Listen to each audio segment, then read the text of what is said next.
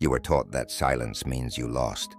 You were taught that if you don't respond, you look weak.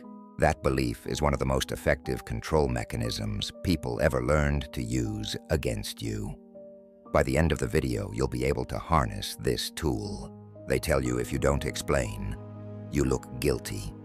If you don't defend yourself, you must be wrong. Silence doesn't unsettle weak people. Silence unsettles people who need your reaction to stay in control. Once you understand that, silence stops feeling passive. It becomes precise. It becomes deliberate. And in the right moments, it becomes deeply unsettling to the person trying to pressure you. This is the part no one explains to you when you're young. You're told that being a good person means speaking up, being fair, cooperating, and clearing misunderstandings.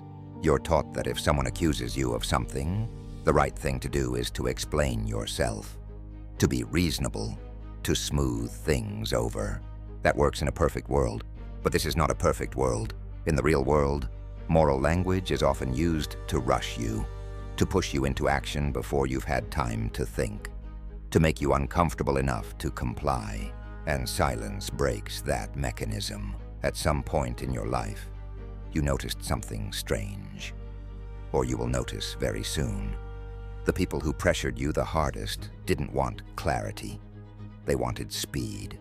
They wanted your response immediately. They wanted you emotional, apologetic, and engaged. Because once you start reacting, they're no longer negotiating with you. They're steering you. This is where silence becomes unsettling. When someone expects guilt and gets nothing, they lose their footing. When someone expects defense and gets calm, they don't know where to push.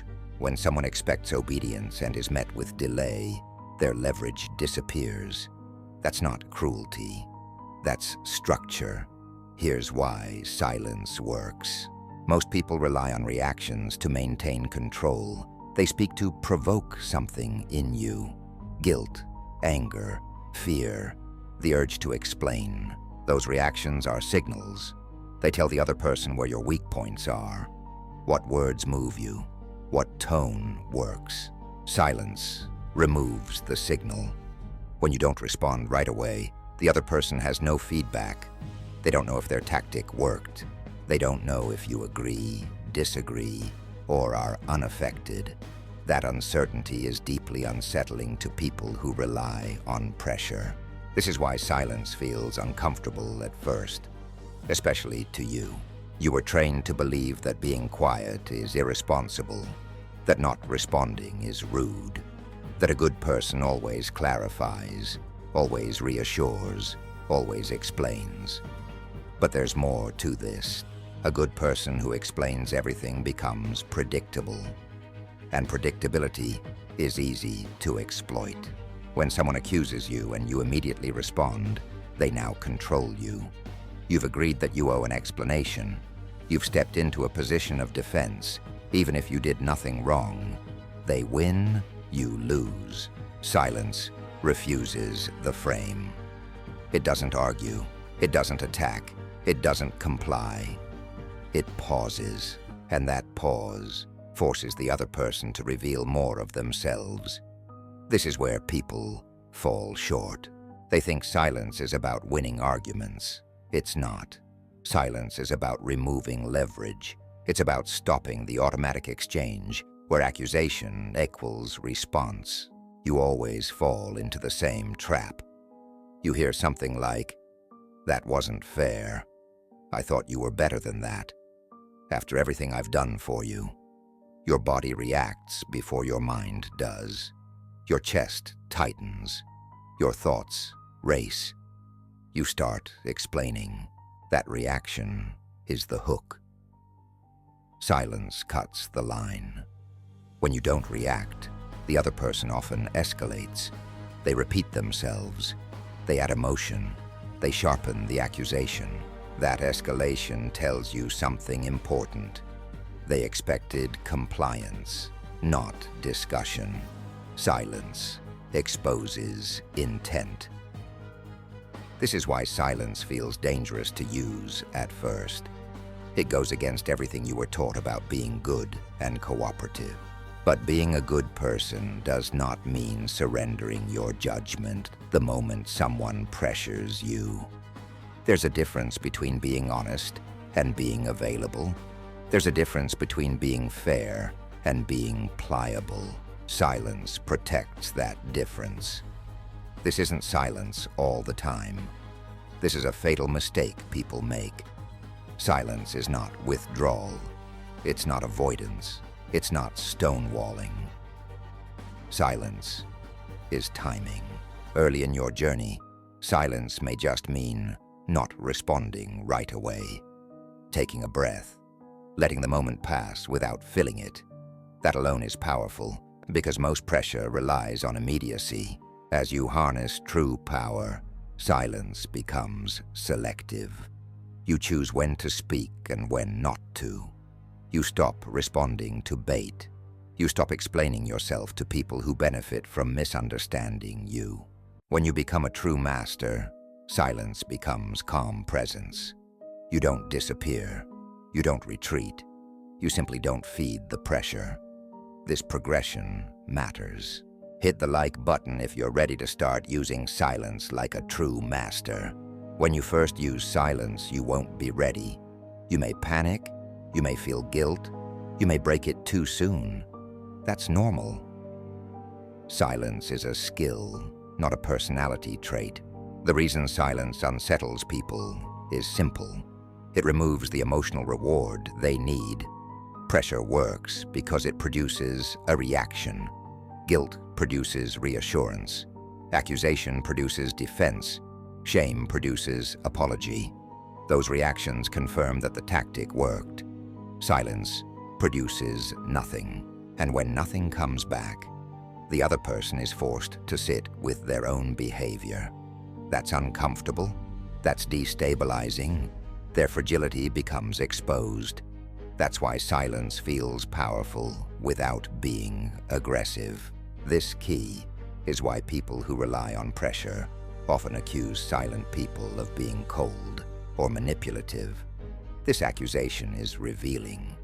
What they're really saying is, "You're not giving me what I need to control this interaction." There is the lesson. The person who cannot tolerate silence is the person who needs control the most. This is why silence works so well when guilt is involved. Guilt is designed to be relieved quickly.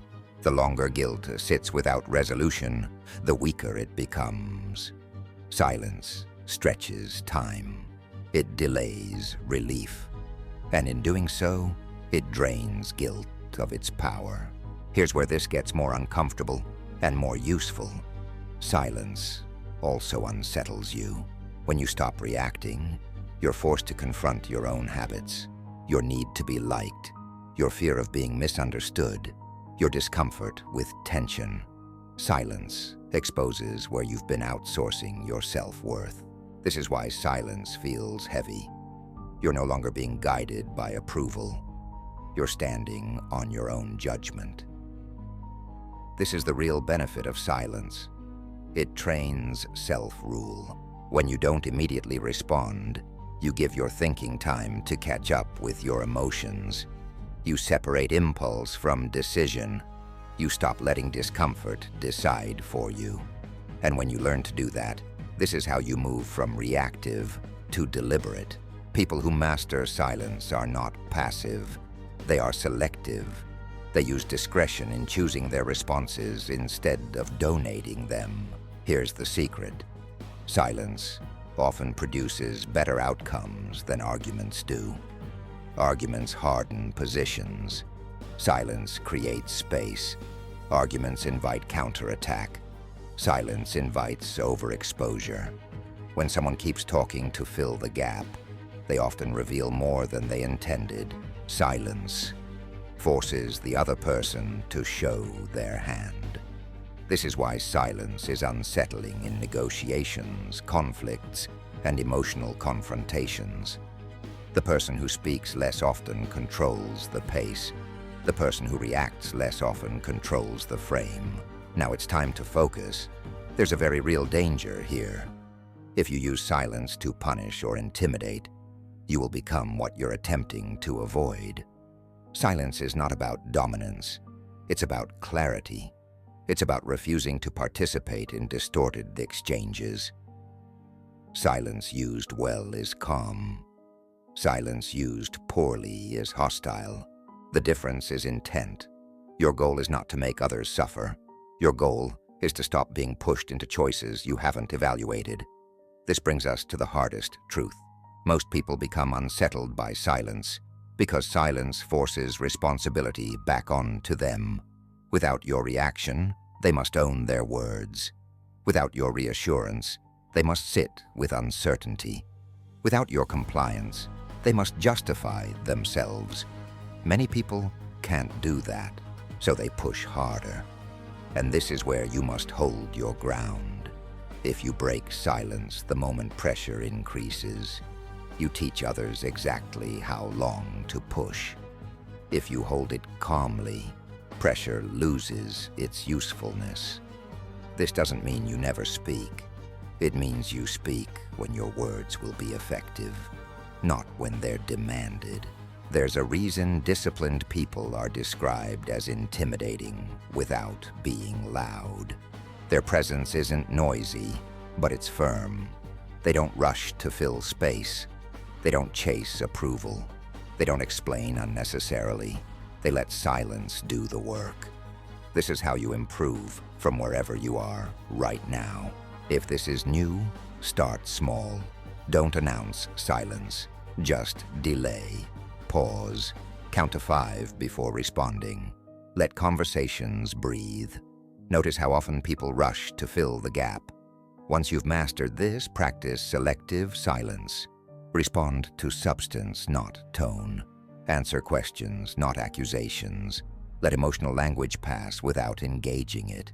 Soon you will find yourself at the end stage of your journey. In the end, silence becomes a filter. You stop engaging with people who rely on pressure alone. You redirect energy toward those who speak clearly and respect boundaries. Each stage builds on the last. The benefit is not control over others. The benefit is control over yourself. When you stop reacting automatically, you stop being steered by guilt, fear, and urgency. You begin acting from judgment. You stop acting from impulse. That's what real strength looks like. Silence doesn't make you invisible, it makes you unmovable. This makes silence unsettling. It removes the easy path. It denies the shortcut. It forces honesty into the open, not through confrontation, but through absence. Most people never learn this. They talk themselves into exhaustion. They explain themselves into corners. They react themselves into submission. You will not. Silence used as I've just shown you is not weakness. It's restraint. It's timing. It's self-rule. And once you understand this, you stop fearing quiet moments. You start using them, not to dominate, but to remain free.